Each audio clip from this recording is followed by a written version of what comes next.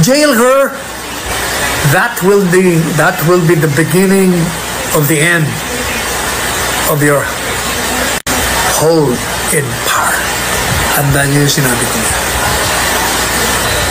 Ngayon, tanong, siyempre mga abogado, very diretso na.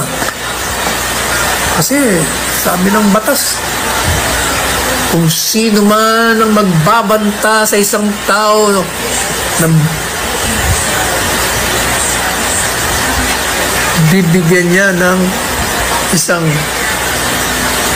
hakbang o gawain na makakasakit sa kanyang katawan o sa kanyang ari-arian, ay nagkakasala sa isang maselang pagbabanta or grave threat. At first blush,